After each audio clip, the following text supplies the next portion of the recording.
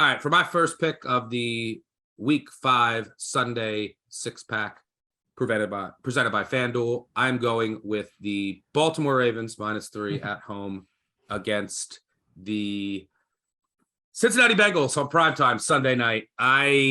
Look, the Ravens are 2-2, which is disappointing. Should be 4-0. They had 99% win probability against the Dolphins. Couple guys were out in the secondary. You have a rookie make a mistake, and you're playing a really explosive offense, and they just gave the game away in a game where they fumbled at the 1. Okay. Fast forward to another game against the Bills, and the best team in the league at home. You're up 20-3. You're playing, and by the way, this whole season, you haven't had your full offensive line. You haven't had your full healthy backfield. Last week, they lost their top receiver. They were playing with a rookie at left tackle going up against Von Miller. And they're up 20-3. Yeah, I think Devin Duvernay's still healthy. Devin Duvernay's still healthy. Right. Yeah, he might be. He's a little banged up, but yeah, I think he is their number one. You're up 20-3, and you get multiple horrific win probability shifting calls go against you, and it still comes down to another failed possession at the 1, and they threw a pick, and this team could easily be 4-0, and this line would not be anywhere close to 3. On the flip side, and look, I think everything is trending up with the Ravens. Their secondary is finally healthy. They should get Bowser back, and you get Pierre-Paul in there. So their edge rushers, which they've really been lacking. I think they're starting to build more depth there. And on the offensive line, we'll see if Ronnie Stanley finally comes back. This week, he's 5 full practices in a row. If it doesn't come back now, he's officially not real. Dobbins getting more assimilated into the offense. And I think that they can move the ball on this Bengals defense. They could take advantage of their linebackers. And look, on the other side of the ball, this Bengals team, their offense is still broken. And this is their offensive line, they're still breaking in. They couldn't push the Dolphins for a yard. I mean, it was sad to watch. And we saw this last year with Zach Taylor. You go look at their EPA per play in the first half, worst offense in the league. They're just trying to run it into brick walls. Maybe they're afraid of Burrow, again, this offensive line not protecting him. But we saw it all last year. This happened the first 8 to 10 weeks, and then the Bengals finally took off when they're just like, all right, let's unleash Burrow. But the offensive line when they played the Ravens, that's when they took off. Yeah, well, I'll get to that game in a sec. But the offensive line isn't right now. T. Higgins isn't fully healthy. They can't get the run game going, and Burrow is just not playing well because of all of these factors. And if you look at what their wins this year, they beat Joe Flacco, and they beat the Dolphins. So they beat 2 backup quarterbacks, and in that Dolphins game, in maybe what I called the best spot of the year, at home against the rookie coach. Short week against a team that just played 90 defensive snaps on Sunday, that was missing all of their starting corners by the end of the game. And you need a pick late against Teddy Bridgewater. Not good. That game should have been a blowout. Xavier Howard goes out, and this team should have been exhausted. And you can't even get a push on their defense. So the Bengals are still, I think, completely overvalued from their playoff run last year. They still have stuff to figure out on the offensive end. And the Ravens, so I think there's just a perception difference in these teams. I think the Ravens should be 4.5-point favorites here, maybe more when you put the spot. I don't care if the Bengals have a couple extra days of prep. It's Zach Taylor. And by the way, John Harbaugh against teams with extra prep is 32-17 against the spread. But the Ravens have had this game circled for an entire year. The Bengals were chirping last year, social media, after the games. And if you look back, we already know the Ravens were the most injured team in the NFL last year. The Bengals played, and Josh Johnson was the starting quarterback for one of the meetings. The Bengals played the Ravens late in the year, who had Deshaun Elliott was their only remaining starting defensive back, and he got hurt in the first series. The first game, Burrow went bonkers against all-out blitz the entire game. I don't expect the Ravens to do that again. And the Ravens secondary is in exponentially better shape. The Bengals offense is in worse shape than it was. And I think this is Ravens statement game in the division. They've been waiting for this hype crowd at home in prime time. It's another classic hardball spot, and we're getting the 3, and hopefully most of you got 3.5 because the Ravens blew that game last week and they blew it against the Dolphins, but they should be 4-0. The Bengals could easily be 1-3. And I think that this is the spot, and I'll be on some Ravens first half too.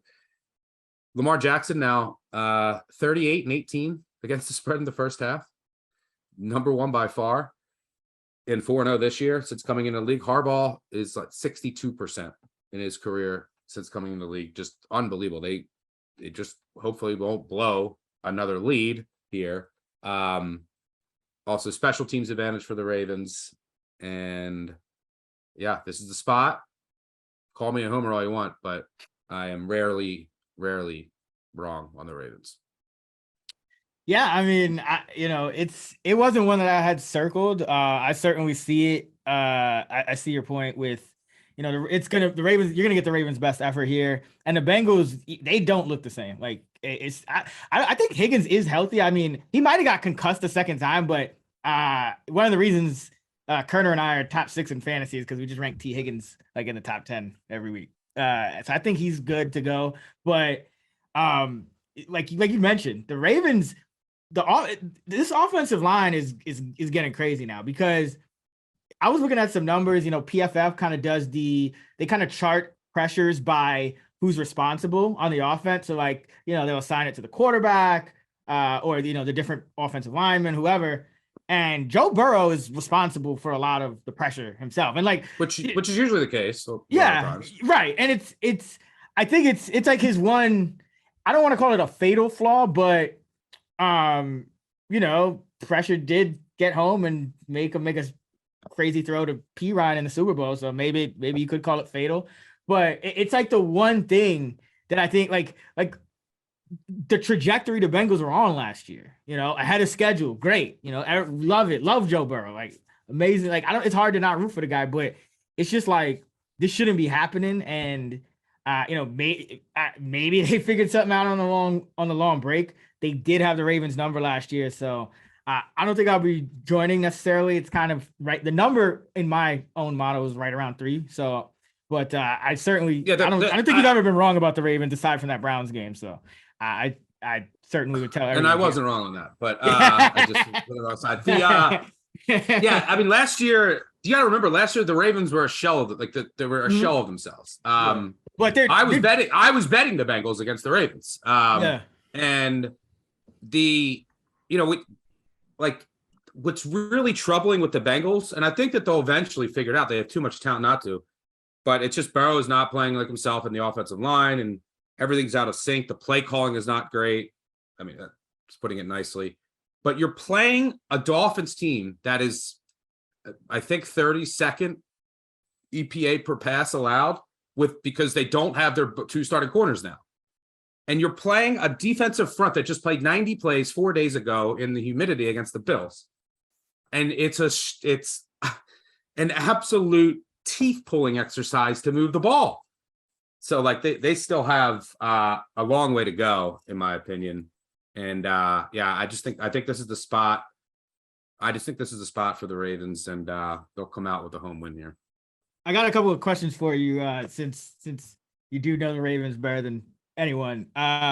J.K. Dobbins this week. So they kind of ramped him up. Like first week, I think he got under 10 touches. This week, he gets 13 carries and 4 catches. Do you think that's in the range he'll kind of be at, especially because I know they were starting to like Justice Hill, but he's out. Like he's doubtful. Do you think it's safe to project Dobbins for another 17 touches this week?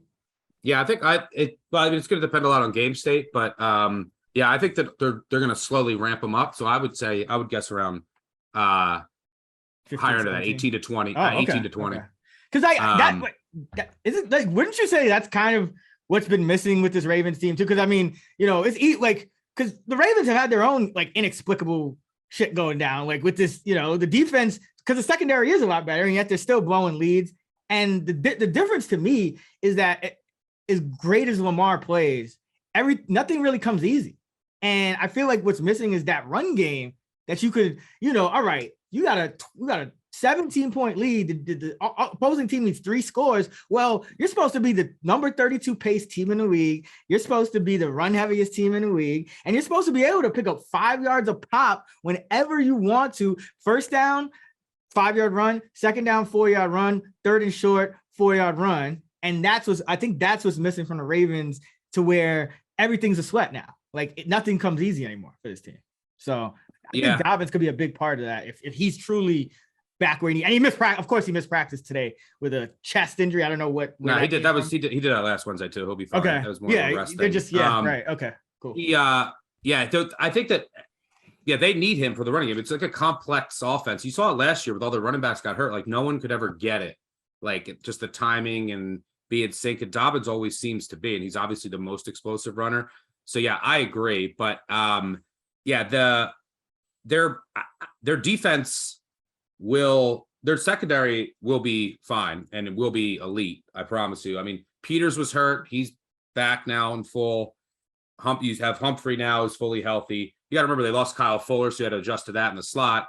You had a couple hiccups from Kyle Hamilton in that Dolphins game on a couple blown assignments. He's a top 10 overall now. He's a top 10 rated safety in the NFL, along with Marcus Williams, who I think is maybe in the top 20. So Marcus Williams is probably one of the top 5 safeties in the league. I mean, I don't know. I don't care what PFF is rating him. Like Marcus Williams is that dude. Yes. Same with Humphrey. I mean, I think the secondary ratings are very high variance for depending on how you assign completions.